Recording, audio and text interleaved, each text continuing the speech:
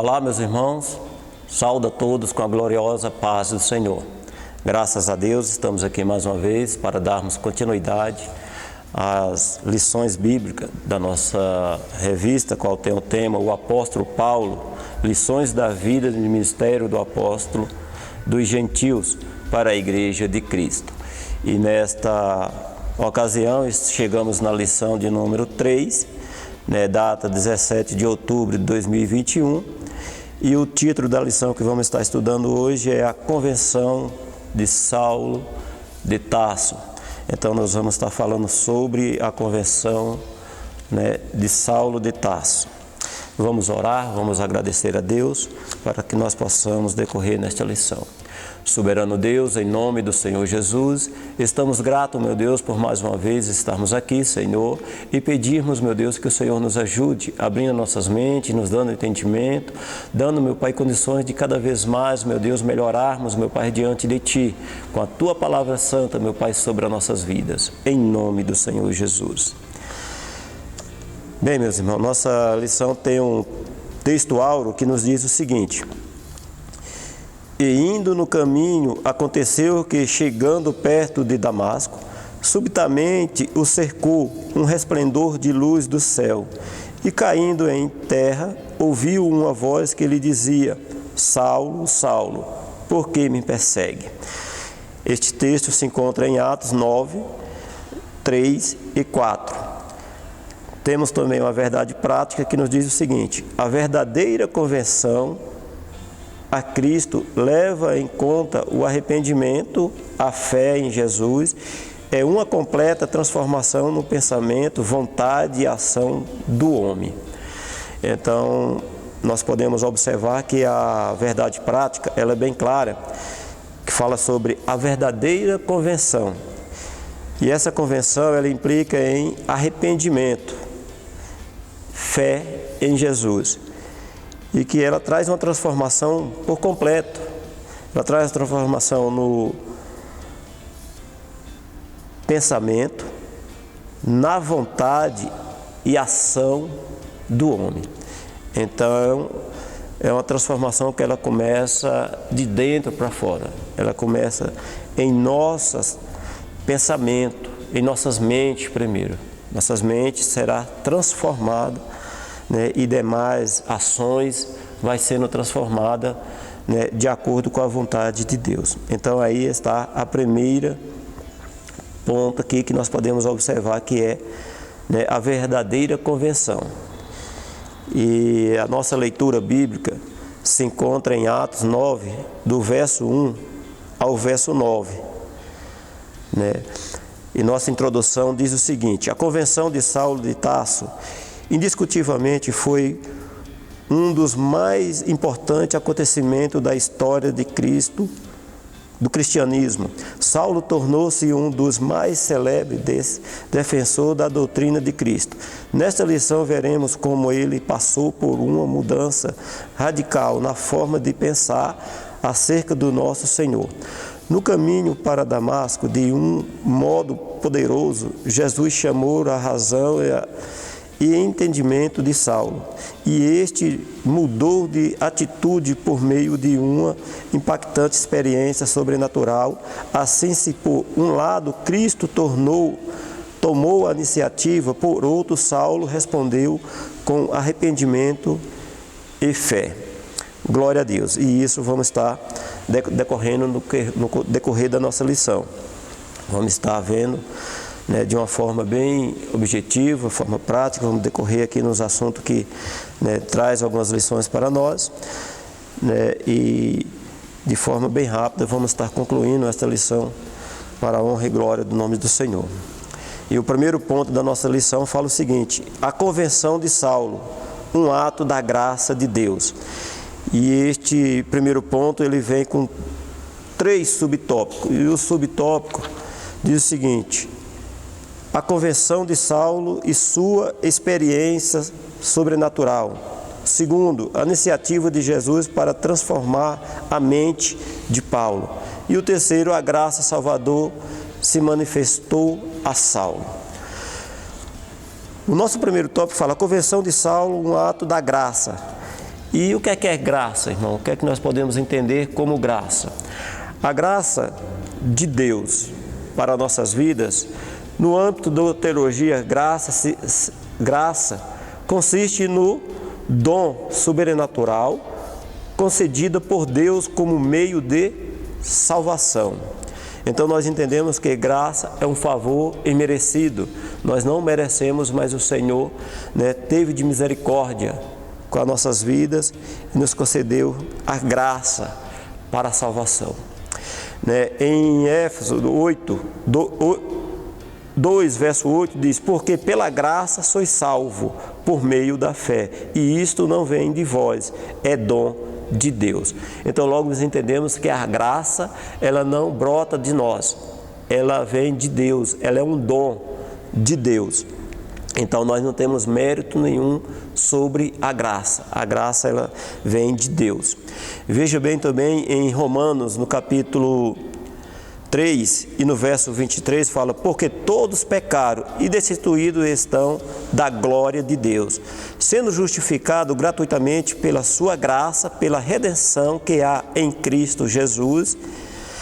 Então nós já percebemos aqui também que todos pecaram e todos estão destituídos da presença de Deus. Então todos nós somos necessitados da graça de Deus. E a graça é um dom de Deus para nossas vidas. E é a graça que nos conduz à salvação. Então, o primeiro subtópico fala o seguinte: a conversão de Saulo e sua experiência sobrenatural. Em Atos 9:3, Lucas narra a importante experiência sobrenatural de Saulo no caminho para Damasco, surpreendendo pelo resplendor do céu, mais forte que a luz do sol do meio-dia. O perseguidor da igreja cai por terra e ficou cego-se pelos argumentos racionais. Saulo não ouviu sobre Jesus o crucificado. A luz que ofuscou seus olhos trouxe a voz do próprio Senhor, que confortou de forma impactante: Saulo, Saulo, por que me persegue? Atos 9, verso 4. Com sua ida para Damasco, o perseguidor tinha a intenção de acabar de vez com os seguidores de Jesus, mas foi surpreendido por uma experiência sobrenatural pela qual nunca havia passado, segundo o seu próprio entendimento.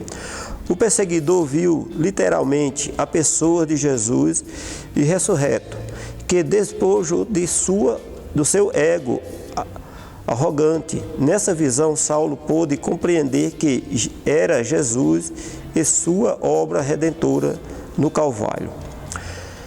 Glória a Deus. Então aqui nós podemos observar que Paulo, de caminho a Damasco, ele foi surpreendido com uma experiência sobrenatural. Anteriormente ele não reconhecia Jesus como filho do Senhor, mas agora, depois desta visão, nós percebemos que Paulo toma uma nova atitude. Paulo tem uma forma diferente de pensar a respeito de Jesus. Nessa visão, Saulo pode compreender que era Jesus e sua obra redentora no Calvário.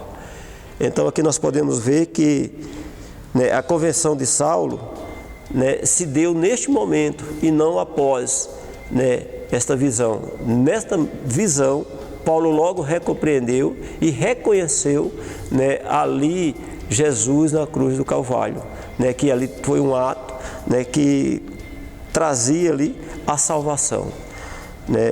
O tópico número 2, o subtópico número 2 diz assim: a iniciativa de Jesus para transformar a mente de Saulo. O impacto da visão resplandece resplandecente no caminho para Damasco. Tomou Paulo de surpresa sobre o efeito do sucesso em Jerusalém contra os seguidores de Jesus. Imbuído de uma coragem irracional e bem relacionado com a carta sacerdotal, Saulo havia perdido carta branca das autoridades religiosas de Jerusalém para perseguir os gentios, os seguidores de Jesus, com o mesmo rigor em Damasco. Entretanto, toda a dureza do coração de Saulo, o Senhor tomou a iniciativa de sacudir a sua estrutura física, psicológica e espiritual, agindo pessoalmente na sua direção. Glória a Deus que isto aconteceu com Paulo, porque Paulo tinha, uma intenção, de destruir todos os seguidores de Jesus, por ter aí o seu conhecimento anteriormente, que ali era uma seita e que todos deveriam ser destruídos. E por ter alcançado sucesso em Jerusalém, ele pediu carta branca, autorizações, e ele estava autorizado pelos maurais para executar este ato também em Damasco. E indo para Damasco, ele foi cercado desta luz e diz que balançou a sua estrutura, física, A palavra, a gente vai ver nas referências que o Paulo realmente foi, derrubado, Paulo caiu em terra, Isso aí é balançar a sua estrutura física, diz psicológica, porque Paulo agora ele reconhece tudo aquilo, que foi realizado por Jesus lá na cruz do Calvário para a salvação, onde outra hora os ensinamentos, a Torá, os seus conhecimentos sobre as leis não levava a esse entendimento. Então foi mexido também o seu psicológico, que agora, a sua forma de pensar será diferente. E fala também espiritual, agindo pessoalmente. Para Paulo, o nosso Senhor Jesus, ele era uma pessoa que já tinha sido morrido, já tinha sido levado à cruz do Calvário, mas nesta visão, fala assim que ele viu a Jesus, ele ouviu a sua voz, é tanto que a voz de Saulo, Saulo, E aí Saulo diz, o que és, Senhor? E Jesus diz que era o Jesus a quem Paulo perseguia, Então Paulo entende que Jesus estava vivo agora, E que a cruz do Calvário foi um ato para a salvação, Então ali também mexeu a parte espiritual, agindo pessoalmente na sua direção, o próprio Jesus. E você vai decorrer em todo o Novo Testamento, você não vai ver Jesus fazendo este ato em outros lugares nenhum, com outras pessoas, mas com Paulo, foi diferente. Então nós podemos ver que o Senhor ele age da maneira que ele quer, quando ele quer, da forma que ele quer. E neste ponto foi uma forma pessoal de Jesus evangelizar o próprio Saulo, Ele mesmo evangelizou Saulo e Saulo assim respondeu com fé, acreditando em toda aquela visão, em toda a palavra que foi dita por Jesus. O nosso terceiro subtópico fala: a graça salvadora se manifestou a Saulo, A graça salvadora se manifestou a Saulo. Nós podemos decorrer nesse tópico sabendo que Saulo, foi alcançado pela graça. E diz o seguinte, na carta aos Efésios 2, verso 8, ele diz: pela graça sois salvo por meio da fé. Isto não vem de vós, é dom de Deus. Na epístola a Tito diz: também porque a graça de Deus se há manifesto, trazendo a salvação a todos os homens. Em Tito 2, verso 11, logo o ponto de partida de experiência de salvação de todo homem é a graça de Deus. Essa graça é o favor imerecido de Deus, em que sua justiça é satisfeita na morte expiatória de Jesus. Aqui o mérito todo é de Cristo. Aos Romanos ele escreve: porque todos pecaram e destituídos estão da glória de Deus, sendo justificado gratuitamente pela sua graça, pela redenção que há em Cristo Jesus. Romanos 3, 23 e 24, o qual nós lemos. Ou seja, a graça é favor otorgada por Deus aos pecadores que estão debaixo da sua ira. Evidentemente, a conversão de Saulo foi mais do que um convencimento intelectual sobre Jesus. Ele foi fruto da obra regeneradora do Espírito Santo em sua vida, levando-o a confessar que Jesus era o Senhor e Salvador de sua vida. Glória a Deus. Que nós podemos observar que a graça é um dom gratuito e essa graça alcançou Paulo e trouxe regeneração, né? Com a ajuda do Espírito Santo em sua vida, Paulo sofreu essa transformação gloriosa, né? E todos nós também temos essa experiência quando confessamos Cristo como Salvador e sofremos essa transformação, uma transformação interior, a transformação pelo Espírito Santo, de ser transformado em todas as nossas ações, atitude, forma de pensar, né? E aí nós passamos, né, a caminhar com Cristo. Glória a Deus. Jesus teve a iniciativa de transformar Saulo. Essa conversão se deu pelo impacto de uma experiência sobrenatural.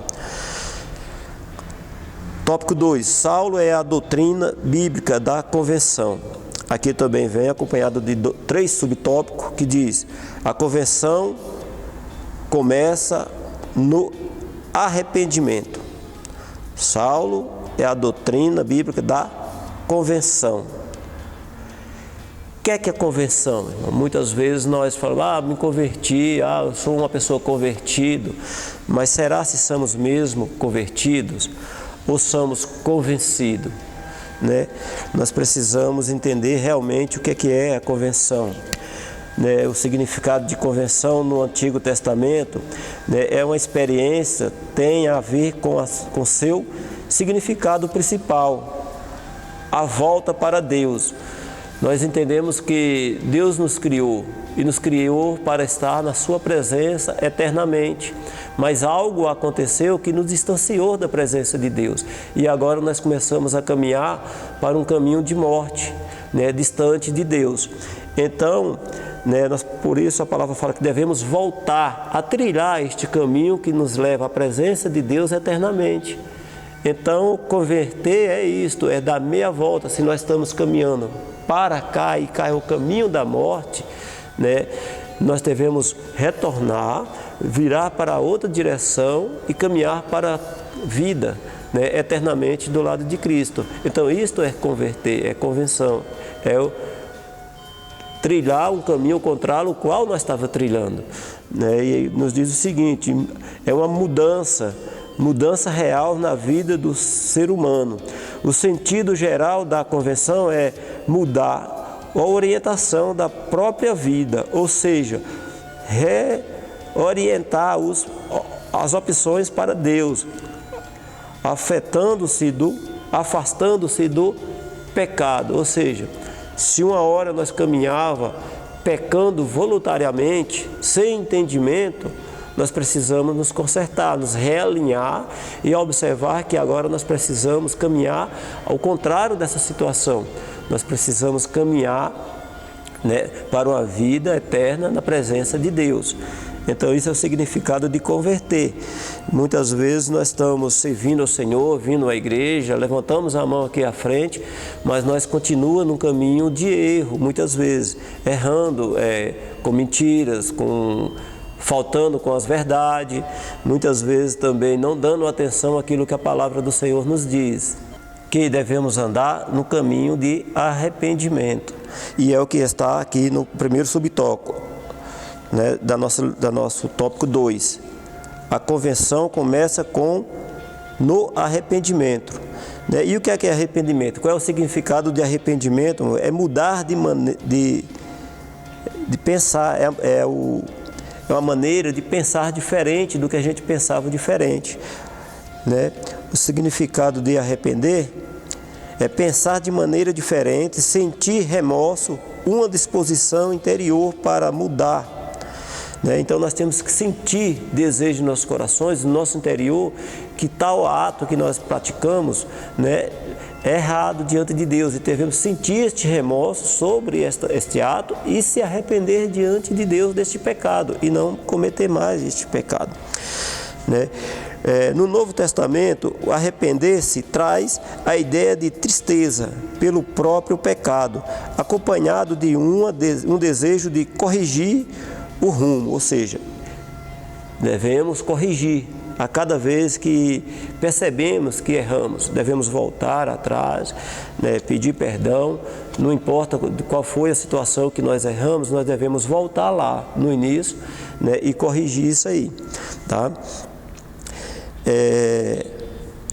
É uma mudança na mente que induz a correção de caráter e de conduta moral. Atos 3, verso 19, diz o seguinte: arrependei-vos, pois, e convertei-vos, para que seja apagados os vossos pecados e venha assim os tempos do refrigério pela presença do Senhor. Então, se houver arrependimento, há um refrigério. Se não houver arrependimento, há, né, uma colheita sem refrigério, porque nós estamos colhendo aquilo que plantamos, né? Mas, né, se houver o arrependimento, nosso coração temos que induzir a corrigir isso aí, né? E a contrição do coração e desejo de mudar de atitude quando ao comportamento na vida cotidiana. Então nós podemos ver aqui em Lucas 15, verso 10, que isso tem que ser na nossa vida cotidiana. Assim digo-vos, a alegria na presença dos anjos de Deus por um só pecador que se arrepende. Então não é porque somos cristão, crente, confesso ao Senhor, né, que nós não pecamos mais. Nós pecamos sim, porque se nós dissermos que não pecamos, já tornamos-se pecador, né? Nós vivemos neste mundo, este mundo é um mundo de contaminação, né? E enquanto estivermos em carne, a nossa carne ela tem tendência para o pecado. Então nós vamos estar, de uma certa forma, cometendo o pecado, mas nós não temos prazer no pecado. Esta é a realidade. Nós não devemos alimentar mais esse sentimento de pecado, mas nós devemos nos sentir, né, vamos dizer, de uma maneira assim, triste por pecar, mas nós devemos, né, logo correr para a presença do Senhor e pedir perdão, se arrepender por esses pecados e não cometer mais esses pecados, né? É aí que está, né, o primeiro passo da conversão, é o arrependimento, né? E o segundo ponto fala: a conversão de Saulo promove uma transformação pessoal.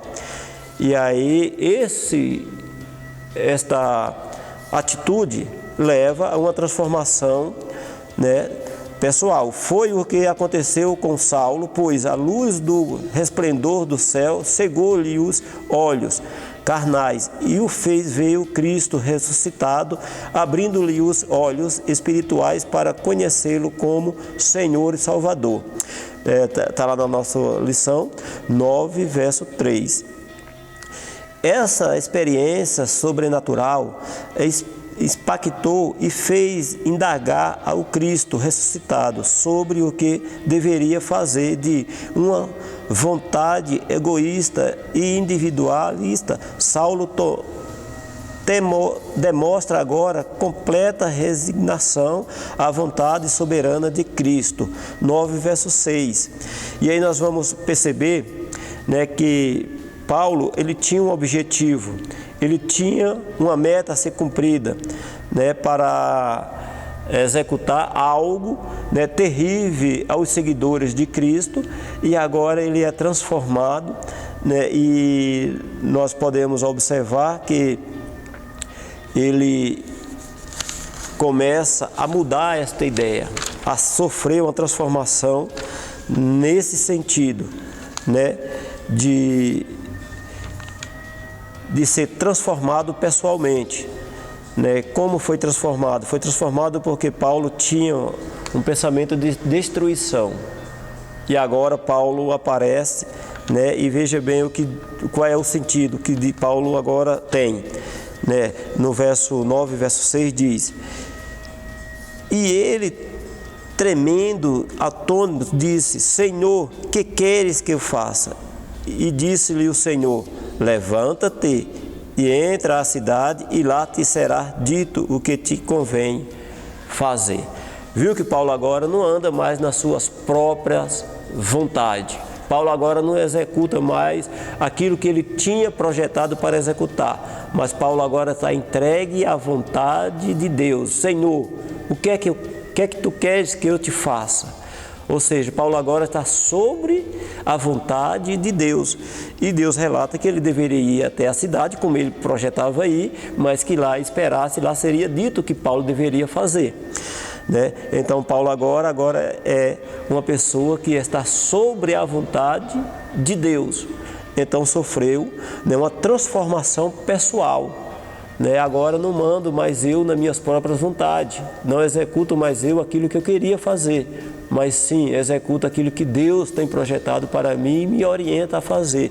Então esta, né, é um passo da conversão de todos nós também, não andar direcionado pelo nosso próprio ego, pelos nossos próprios sentimentos, mas sim pela vontade de Deus. O nosso subtópico 3 fala: a conversão faz parte da doutrina bíblica de Saulo. O choque da experiência sobrenatural, do resplendor de luz sobre os seus olhos, transformou a mente de Saulo, levando-o a reconhecer a Cristo que outrora tanto rejeitava, agora o fazia apóstolo. Como vimos, a verdadeira conversão é a que nasce da tristeza para com o pecado e o reconhecimento de que o homem precisa dar meia volta para Deus. É uma mudança que tem raiz na obra regeneradora do Espírito Santo efetuada na vida do pecador. Como obra de Deus, a conversão é uma manifestação externa da regeneração operando pelo Espírito Santo no interior do homem, que implica mudança no pensamento, vontade e ação. Uma mudança que altera todo o curso da vida do pecador. Éfesos 4, 25 e verso 30. Vamos ver essa referência, porque é importante para nós entendermos que, né, a conversão também passa pela uma doutrina da salvação, e ela implica em toda a transformação do nosso pensamento, vontade e ação. Nossas ações, né, ela tem que ser implicada também nessa parte de conversão. Nós não podemos agir de qualquer forma, né, achando que eu estou certo, eu estou correto dentro dos meus pensamentos, né? Éfesos 4, Éfesos 4, 25 ao 30, nos diz o seguinte: pelo que deixe a mentira e fale a verdade, cada um com seu próximo, pois somos membros um dos outros. Irai-vos e não pequei, não se ponha o sol sobre a vossa ira, nem dei lugar ao diabo. 28. Qualquer furtava, não furte mais, antes trabalhe fazendo com as mãos o que é bom, para que tenha o que repartir com os que têm necessidade. Verso 29. Não saia da vossa boca nenhuma palavra torpe, mas o que seja boa para a necessária edificação, a fim de que ministre graça aos que o ouvem. Verso 30. E não contristai o Espírito Santo de Deus, no qual foste selado para o dia da redenção. Então aqui nós podemos ver várias orientações como devemos proceder em nossas vidas diante de Deus. E aqui vale a pena nós meditarmos todos os dias nesse versículo para que nós não cometemos tais pecados, né, voluntários diante de Deus. Mas que se nós observarmos e praticarmos, isso aqui faz parte da conversão. Eu sou convertido, né, eu estou com Cristo, vivo Cristo, né, então temos que ter esses passos, essas orientações, elas têm que ser vivas na minha vida, na nossa vida, na vida do cristão. O cristão, ele não pode estar somente vindo à igreja nos cultos regulares, mas tem que viver uma vida na presença de Deus, né? Tendo este espaço aqui como pensamento, vontades e ações controlada pelo Espírito Santo, né? Orientada pela palavra de Deus. E aqui nós podemos ver que nós podemos tirar proveito dessa situação. Vontade para Ele em arrependimento e fé. Portanto, uma verdadeira conversão revela uma poderosa transformação na vida do convertido. Então, uma verdadeira conversão, ela é revelada através das nossas vidas para as demais pessoas. De uma verdadeira conversão, né, na vida de cada um, traz uma transformação. E uma transformação em todos os sentidos. Assim nós concluímos esse segundo tópico, nós partimos para o tópico de número 3, que fala o seguinte: as 3 faculdades interior transformadas na conversão de Paulo. Então nós vamos observar aqui que temos aqui também 3 subtópicos que diz o seguinte: a faculdade intelectual, a faculdade das emoções e a faculdade das vontades também sofreram transformações nesse sentido. Nesse campo da alma, o homem muda o seu modo de pensar, reconhece sua condição de pecador.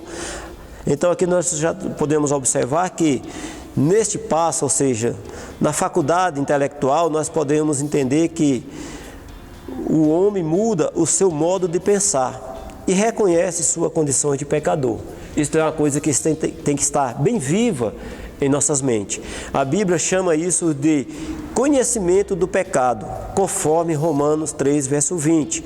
Pois isso nenhuma carne seja justificada diante dele, ou seja, de Deus, pela obra da lei, porque pela lei vem o conhecimento do pecado. Então nós entendemos que toda parte do Antigo Testamento nos aponta o que é pecado, é lei, né? E continua apontando até os dias de hoje, né? Mas o que traz, né, a salvação e a libertação, né, para nossas vidas é a graça de Deus. Nós entendemos isso. Na faculdade das emoções, neste campo da alma, o pecador experimenta uma mudança de sentimentos na vida interior, onde se manifesta a tristeza pelo pecado contra Deus, contra um Deus santo e justo.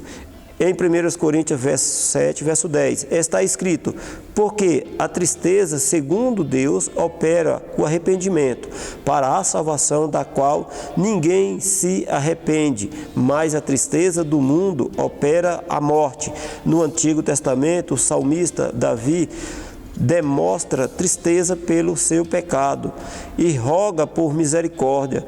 Tem misericórdia de mim, ó Deus, segundo a tua benignidade, apaga as minhas transgressões, segundo a multidão das tuas misericórdias. Davi já entendia isso lá em Salmo 51, verso 1, quando ele comete tal pecado e profunda tristeza alcançou a sua vida, e ele chega agora diante de Deus e diz: segundo as tuas misericórdias, ó Deus, segundo a tua benignidade, apaga as minhas transgressões.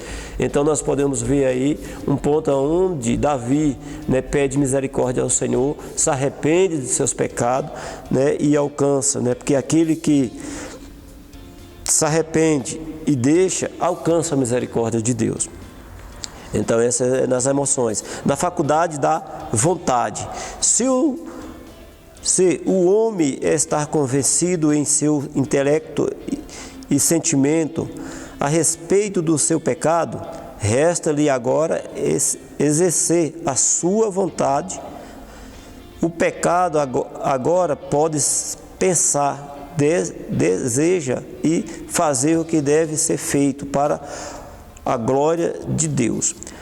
Filipenses 4, verso 8 e verso 9. Como imagem de Deus, o homem foi dotado com a faculdade de escolha livremente. Entretanto, infelizmente, o pecador fez a separação entre a vontade do homem e a de Deus. Por isso, o Espírito Santo atua para convencer o homem do pecado, da justiça e do juízo.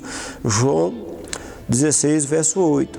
Para, então, tornar a unir sua vontade com a de Deus. Há uma teoria que afirma que o homem perdeu completamente o livre-arbítrio por ocasião do pecado. Refutamos essa ideia com auxílio da graça divina e ajudado pelo Espírito Santo, o homem pode escolher, decidir e mudar a sua vida. Glória a Deus que nós temos o Espírito Santo que nos ajuda a identificar o pecado, né? E assim nós podemos tomar esta atitude de nos arrepender, né? E pedir misericórdia ao Senhor para que possamos alcançar misericórdia, né? E é o Espírito Santo que nos ajuda no decorrer das nossas vidas para alcançar a misericórdia e dar entendimento do que é certo e errado, e nós temos livre arbítrio para decidir para qual lado nós devemos seguir, né? E assim nós concluímos a nossa lição, né? E nós temos também uma conclusão que diz o seguinte: a conversão de Saulo foi provocada pelo impacto do resplendor de luz que ofuscou a sua visão e obrigou-o a reconhecer que não podia mais lutar contra Cristo. A conversão é, portanto, uma obra divina em que o homem responde com arrependimento e fé.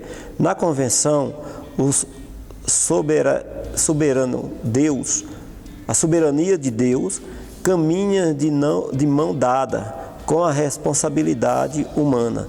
Por isso, o arrependimento é a fé, conduz o pecador a ser redimido pelo sangue de Cristo.